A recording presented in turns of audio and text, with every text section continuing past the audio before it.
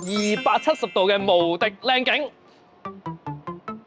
樓下就係一個大商場 Amazing Brandwood， 個樓底都非常高啦，9尺樓底啦，非常之心曠神怡，非常之精神啊！Hello， 大家好，我係 Mike， 今日同大家介紹我嘅新掛牌 listing。我哋而家身處嘅位置咧就係一個 wrap around 嘅靚大露台啦。而今日同大家睇嘅重點咧就係32樓270度嘅無敵靚景。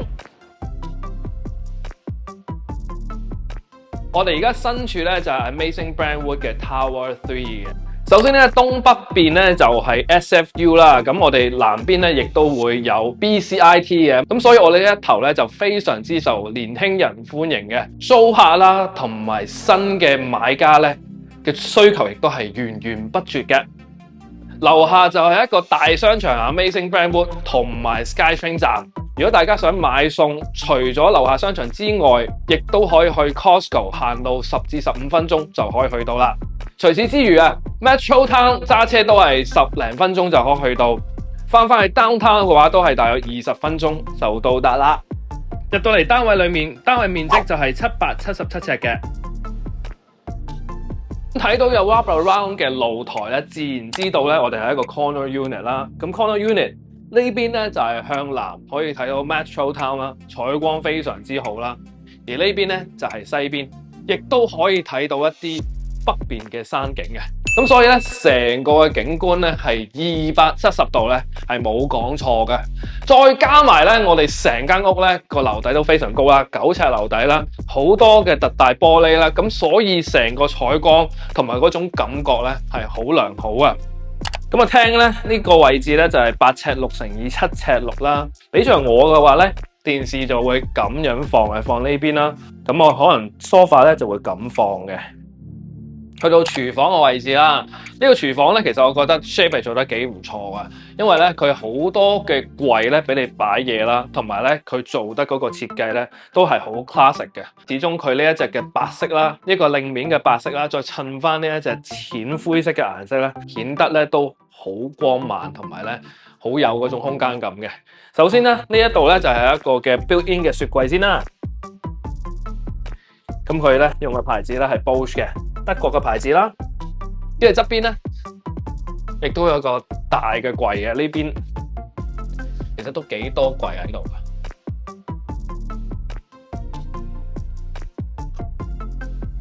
咁我喜歡咧，就係佢嘅 oven 咧呢個位咧，啱啱好，我哋唔需要烏低身就可以用到個 oven， 因為平時你會通常都係喺個 cooktop 下低啊，或者下面呢度咧就烏低身先攞到嘢，咁樣咧就舒服好多啦。去到 corner 位啦，呢度咧就有一個 cabinet 喺度啦，同埋咧側邊有好多嘅 cabinets 空間。你睇到咧係到晒頂嘅，咁所以咧空間利用得好好啦。咁煮食爐咧就係用4爐頭嘅明火煮食啦，而上面咧亦都有一個抽出式嘅 hood fan 喺度啦。咁呢個明火煮食嘅天然氣咧就會包喺管理費度嘅，包埋咧熱水啦。管理費咧其實咧係講緊484蚊，圍翻咧每尺就大約係6毫3至1尺咧，喺現金啊嘅管理費嚟講咧都算叫平嘅。咁佢包啲乜嘢咧？除咗呢啲嘅天然氣之外啦，仲有佢嘅設施啦，陣間會同大家睇嘅。再加埋咧就係佢呢個設施裏面咧係有24小時嘅 concierge 啊。其實有24小時 concierge 唔係度度都有嘅，而呢樣嘢咧係喺管理費個 cost 上面係最高嘅，但係佢都係講緊6毫3至1尺，咁所以我認為係抵嘅。加埋就係佢嘅 caretaker 啦，同埋鏟雪啊、園藝啊、抌垃圾啦等等嘅。嚟同大家睇一睇個主人房啦。主人房空間咧就10尺3乘以9尺4嘅，咁放一個 queen size 床啦，而側邊咧放2個大 nightstand 都冇問題。而我哋呢一個主人房咧，我認為佢好比較舒服嘅原因就係因為首先佢樓底依然係好高啦，9尺啦，唔會有任何嘅 drop ceiling 啦，同埋側邊咧就係一個大窗，呢個大窗仲係可以通埋出去個露台度。而我哋呢間房咧就啱啱可以睇到咧北面嘅雪山景，同埋睇到一啲水嘅景色，可以睇埋去 Downtown 同埋 Burrard Inlet、West Vancouver 都睇到，非常之心曠神怡，非常之精神啊！房側邊咧，呢度就會有一個 walk-in closet 啦。咁呢個 walk-in closet 咧都非常大嘅，兩邊都可以擺到嘢啦。男主人一邊，女主人一邊，或者女主人用晒。跟住入到嚟係我哋嘅 ensuite bathroom。間屋嘅另外一邊咧就我哋嘅客房啦。而間客房咧就係向南嘅，咁所以入到嚟咧採光都非常好啊。又係嗰句啦。樓底9尺啦，冇任何 drop ceiling 啦，所以空間感非常之好啦。客房咧窗都已經算係大㗎啦，接近落地玻璃，而咧窗有咁多位可以睇晒呢個向南景色啦，睇到 Metro Town 嘅。咁呢一間房咧可以都係放到一張 queen size 床，側邊2個床頭櫃嘅。電視咧可以掛喺呢一度，一個大嘅電視牆啦，咁側邊亦都會有一個 closet 嘅。而門口位呢邊咧就會有一個大嘅 wardrobe 啦，可以放下自己啲大褸啊，放下鞋啊咁樣。而對面咧就係我哋嘅下廁嘅。洗衣乾衣機方面咧，咁佢哋就會係平排咁放嘅。咁啊用嘅牌子咧就係 Bosch 啦。咁同埋咧上面就會有啲空間咧就可以掛下衫啊、燙下衫啊咁。呢個咧就係 Amazing Brand Wood 嘅特點嚟嘅。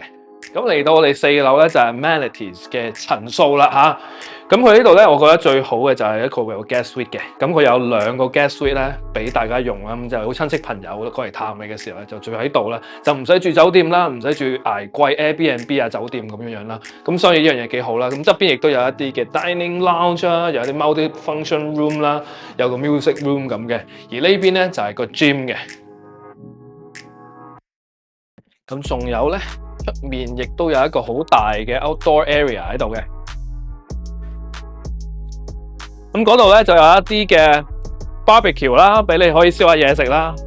平時坐喺度傾下偈，享受下都幾舒服嘅。呢度有一個大嘅 patio 喺度。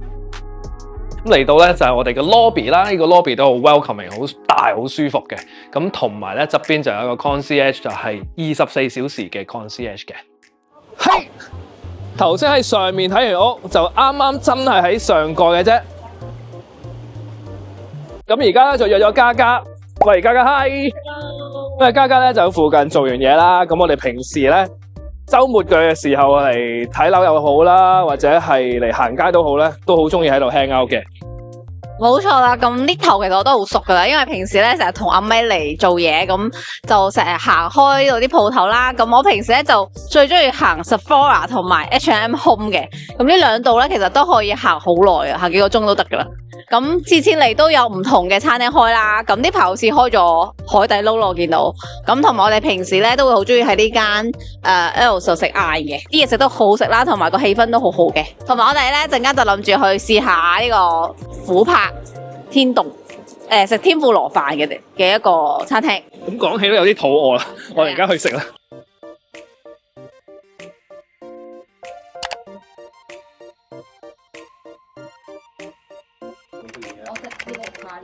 OK， 我食呢個。我哋2個咧就好中意食日本嘢，尤其是係我中意食壽司啦。我中意食日本嘢啊。中意。係，我嗰個有中意食日本嘢。我好中意食拉麵啦，即係佢係呢個拉麵特啫。拉麵啊？係啊，即係佢要總之溫華一身嘅菜籃，佢就一定要即刻沖。我自己就係中意食日本嘢，即係中意食嗰啲氣氛，即係我媽近四嗰啲即係嗰啲好，即係每一份會攞上嚟，跟住真係好靚咁樣，跟住之後慢慢食嗰啲咧，我係好中意食嗰啲，但好貴嘅，唔可以成日食，即係夾唔到。咁我不要努力賺錢啊！冇錯啊，係。不過咧，我覺得咧，中意住日本咧，通常咧都會中意溫哥華，因為溫哥華首先個氣候好似啦，春天可以睇櫻花啦，冬天可以落雪啦、滑雪啦，跟住之後呢邊食嘅嘢又多啦，又好多選擇，亦都好多日本嘢啦。其實好多日本人都喺度，即係正宗嘅。溫哥華真係好多亞洲人，跟住啲櫻花又勁。係咯，大家之前啲相超靚。同埋我已經盡量點講咧，即係可能每一年去一個半年，因為我唔想太快去快，即係我想每一年留一個半年去打卡。同埋咧，我覺得即係如果你真係特登落去日本睇櫻花，亦都好人，即係咧全世界人都會。係啊，咁一定係見到啲咩靚景。我覺得係嗰個反而冇見到，因為太多街係有好靚嘅櫻花，周圍都有得睇。屋企門口嗰度。係啦。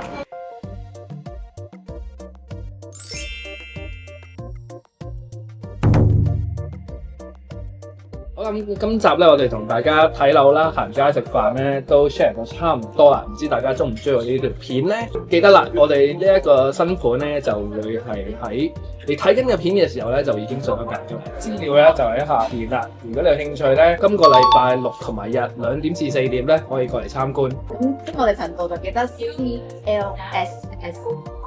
下一集再見，拜拜。